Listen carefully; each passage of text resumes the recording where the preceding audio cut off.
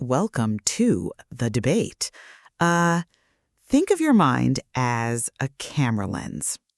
Every single hour you are awake, that lens gets clouded. Covered in the smudges of reactivity, right? Exactly.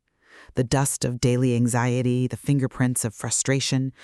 So today, we are examining a structured behavioral routine that functions as a daily microfiber cloth. It's a meticulous schedule designed to cultivate inner peace. Right, but what drives it are two central philosophical anchors.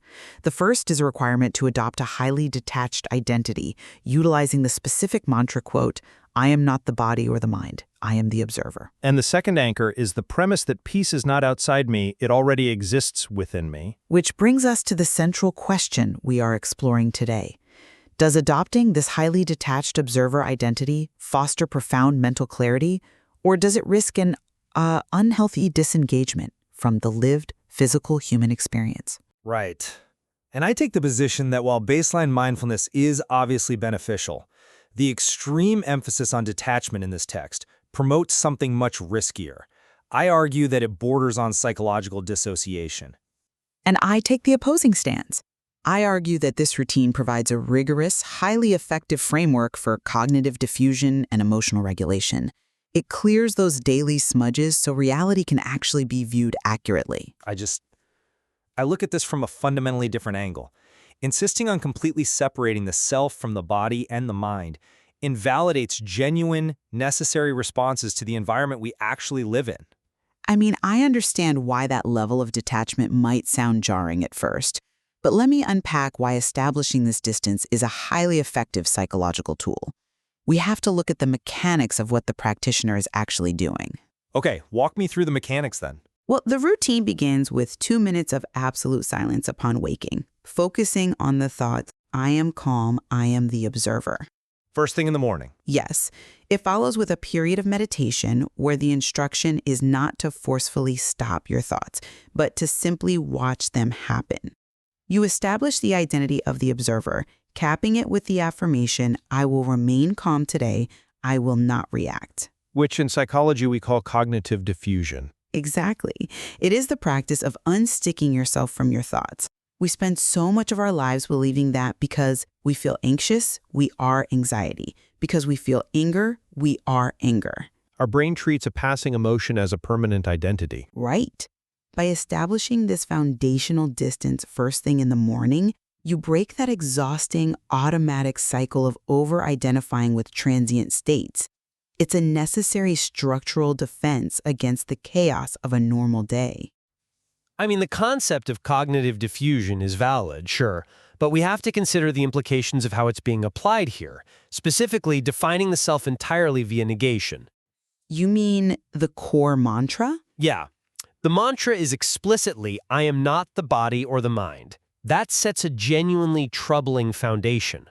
Our bodily sensations and our mental states are not just, random noise to be tuned out or observed from a comfortable distance. But they often are just noise. No, they are vital evolutionary feedback mechanisms.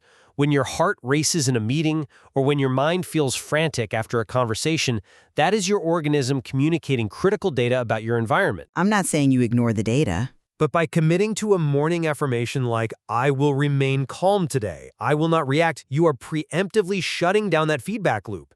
You risk invalidating genuine responses to whatever the day throws at you before the day has even begun. Okay, but Intellectual humility requires us to actually listen to the data our minds and bodies are giving us.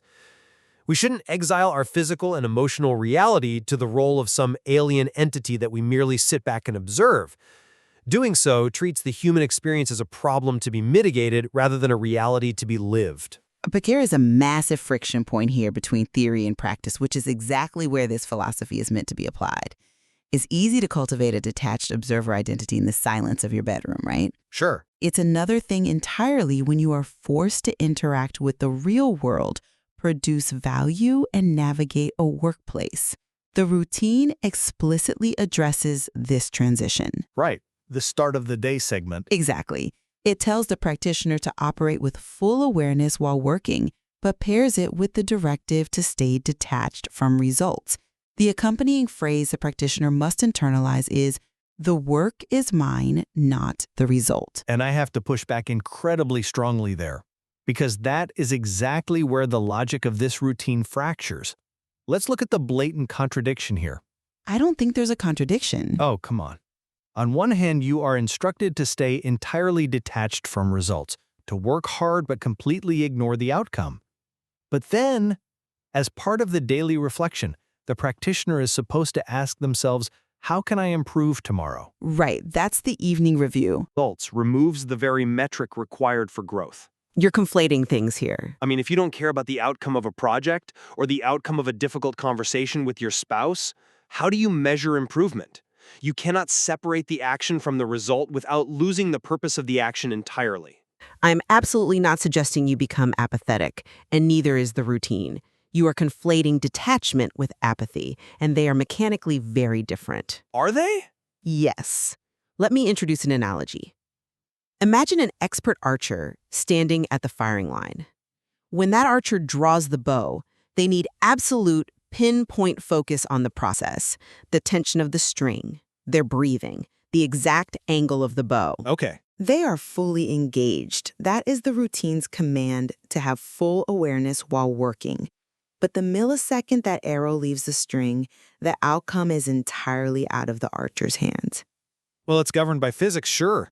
Exactly. Wind, gravity, physics. If the archer stands there agonizing over the arrow while it is in flight, straining their neck, emotionally begging it to hit the bullseye, they aren't changing the outcome. True, they can't change it midair. Right. They are only ruining their posture and draining their mental composure for the next shot. The instruction to work hard advocates for peak focus on the process. When you ask, how can I improve tomorrow? You are evaluating the process. The drawing of the bow. You are not crying over the wind. But the archer still has to walk up to the target, look at where the arrow landed, and use that result to adjust the tension and the aim for the next shot. Of course, they look at the target. If the archer says, the work is mine, not the result, and refuses to care that the arrow missed the target by 3 feet, the process never improves. In a workplace or in a family dynamic, the outcome is the entire point of the endeavor. But that's not... If a surgeon operates on a patient, the outcome matters deeply. By completely detaching from the result, you risk alienating the people around you who rely on those outcomes.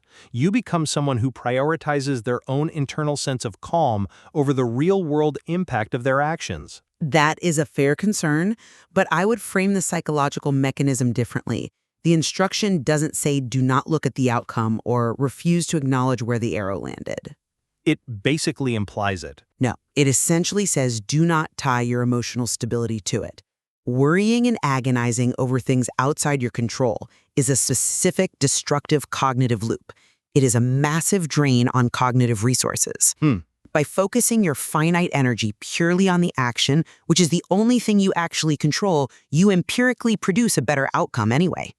But having explored how this observer functions externally, we really need to pivot inward. To the emotional regulation piece. Right. Because the real test of this framework isn't just about external productivity.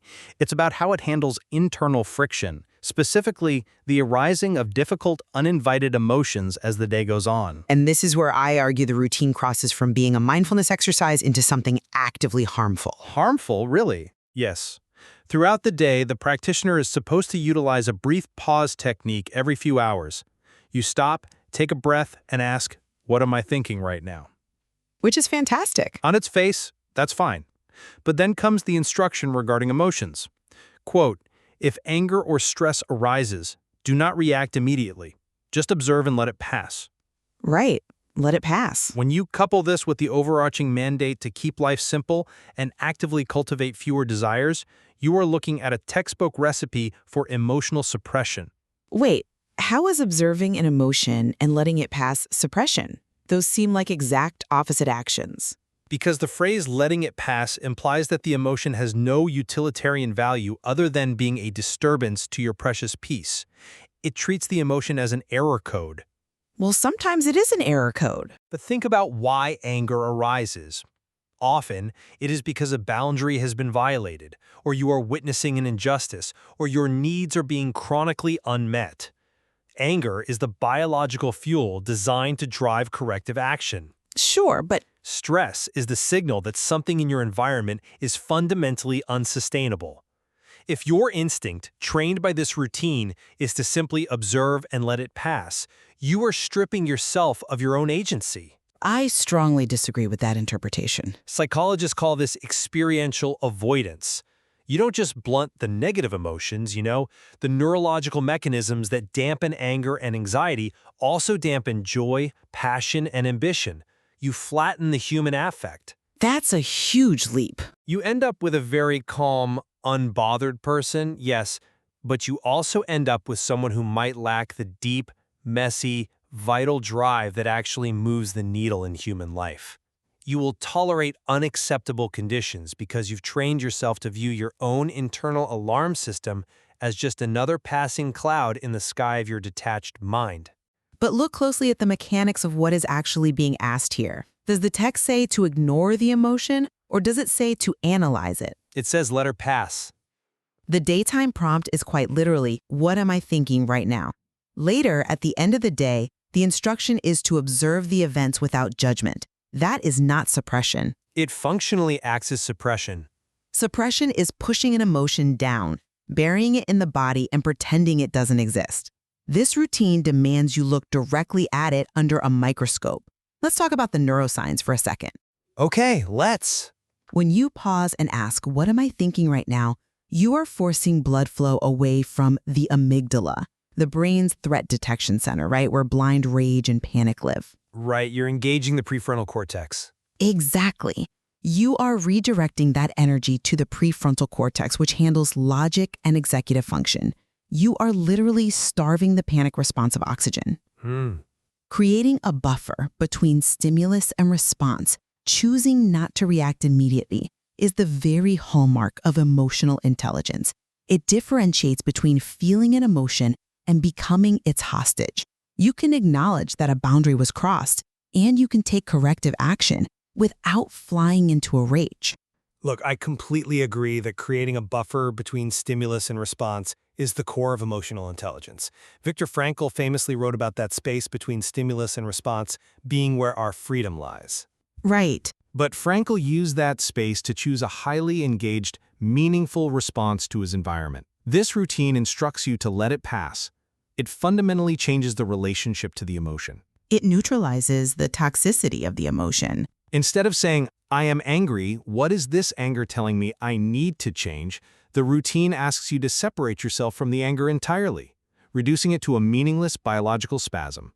Over time, reducing desires and letting every strong emotion simply pass leads to a retreat from the world. I understand the concern about, turning down the volume on life, but let's follow this philosophy to where it naturally crescendos at the end of the day. The evening routine. Yes, the routine brings us directly to its ultimate philosophical claim. After observing the day's events without judgment and writing down things you are thankful for in a gratitude practice, you arrive at the directive to learn to let go. Right. This involves mentally releasing all events of the day and repeating the phrase, nothing is permanent. This circles perfectly back to the core mantra, peace is not outside me, it already exists within me. And this is exactly where the application of this philosophy becomes highly problematic for me. Now, I will absolutely acknowledge the empirical value of the gratitude exercise. Writing down things you are thankful for is a well-documented intervention for improving baseline well-being. Completely empirically sound. But the directive to repeat nothing is permanent and to entirely mentally release the day is deeply concerning. And to declare that peace exists only within us ignores the sociological and biological reality of how human beings function. How so? We are fundamentally shaped by our external environments, our relationships, and our communities. We are not closed circuits. I have to challenge that interpretation. Let's reframe what peace is not outside me, it already exists within me actually means in a practical, functional sense. Think about a deep-sea submarine. A submarine, okay. You have hundreds of thousands of tons of crushing ocean pressure outside the hull. That pressure is chaotic, it is relentless, and it represents the external world. Right. The literal ocean, trying to push back the water or begging the water to become less heavy, They waste critical resources. Their only job is to maintain the structural integrity of the hull from the inside. The routine is not denying that the outside world is stressful or that environments matter. It is stating that if your internal pressure relies on the external ocean magically calming down, your vessel is going to implode. Okay, but You have to build the structural integrity from the inside out. The promise of this routine, that stress will reduce and clarity will increase, relies exactly on taking total ownership of that internal state, rather than waiting for the world to accommodate you. That is a very neat analogy, but humans are not submarines made of titanium. We are highly permeable membranes. Our nervous systems literally co-regulate with the people around us. Sure, we co-regulate, but we shouldn't be entirely dependent on it. We are social primates whose well-being is intrinsically tied to the safety of our tribe and our environment.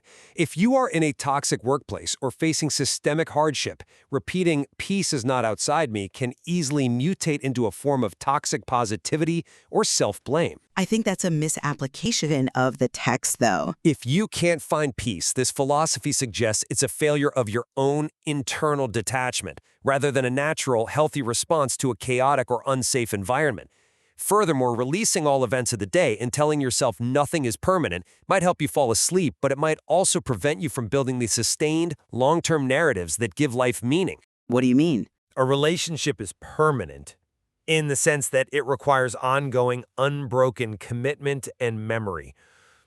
If you wake up every day and wipe the slate completely clean, how do you build deep, enduring bonds? You are erasing the continuity of your own life. But you build those bonds by being fully present, which is exactly what the focus on acute awareness advocates. You are not dragging the resentments, the slights, and the baggage of yesterday into the interactions of today. You're showing up blank? You are showing up clean. The routine specifically includes a reflection on where you reacted unnecessarily. That is profound accountability. It is not erasing the day. It is digesting the day, extracting the necessary data, and then discarding the emotional residue so you can start fresh. It is the ultimate form of taking responsibility for your own mind. I view taking responsibility for one's mind quite differently. I see it as deeply integrating the mind and the body, not fracturing them into an observer and an observed object. But that fracturing is useful. When the core mantra insists, I am not the body or the mind, I am the observer, it creates a dualism that is scientifically and philosophically regressive. We are our bodies. We are our minds. The observer you are cultivating is just another function of the brain's neural network. Sure. Pretending that the observer is some pure, untouched entity separate from your physical reality might offer a temporary sanctuary from stress, but it's fundamentally an illusion. But it's a functional illusion, isn't it? Even if the observer is just another localized part of the prefrontal cortex, consciously activating that specific network works. It creates the necessary space to breathe over their experience. Mastery, perhaps, but at the heavy cost of integration. I worry about the end state of a person who spends decades diligently practicing this. I imagine they'd be incredibly grounded. Yes, they will likely be very calm. Yes, they will almost certainly not react in anger, but will they deeply connect? Will they feel the profound, messy, embodied reality of being alive? I mean, The practical habits surrounding these mantras, reducing multitasking, minimizing negative digital inputs, spending a few minutes alone daily, those are universally excellent pieces of advice. We are in complete agreement there. But coupling them with the absolute detachment of the core mantras feels like a retreat from life rather than a robust engagement with it. well, as we draw this to a close, let's summarize where we've landed on the application of this text. From my perspective, this routine offers a masterful, highly practical blueprint for navigating the modern human mind. Right. The world we live in is engineered to constantly trigger our reactivity, to force us to over-identify with every fleeting thought, every email, every external crisis. By systematically starting the day with silence, claiming the identity of the detached observer, and ending the day by releasing impermanent events, the individual gains a critical protective distance. And it's a powerful distance, I'll admit. It is that exact distance, the quiet space between the observer and the observed. that provides the structural integrity necessary to navigate life with reduced stress, sharp focus, and profound inner peace. And to summarize my caution, I look at this framework and see a mix of empirically sound practices interwoven with a potentially alienating philosophy. Fair enough. We can and should agree on the immense value of practices like the brief daytime pauses, the evening gratitude reflection, and minimizing our exposure to constant negative stimuli. Heightened daily awareness is something we all need. Absolutely. But we must be incredibly careful with how we construct our ultimate identity, striving to completely detach from the body, the mind, and the results of our actions in pursuit of an untouchable submarine-like internal peace risks alienating us from the very friction, feedback, and attachments that make a human life meaningful in the first place. It certainly forces us to confront exactly how much of our daily exhaustion is self-generated by our own attachments to things we literally cannot control. Yeah, it really does. It hides profound complexity within a seemingly simple list of daily habits. We've traced the path from the moment you open your eyes to the moment you close them, examining the rigorous demands and psychological mechanisms of this philosophy. It's definitely not a casual morning routine. No, it is not. And so I want to leave you, the listener, with a final thought to ponder based on this routine. When you close your eyes tomorrow morning for a moment of silence, are you simply managing your psychology, or are you truly stepping into the role of the detached observer? The microfiber cloth is in your hands. How clearly do you want to see?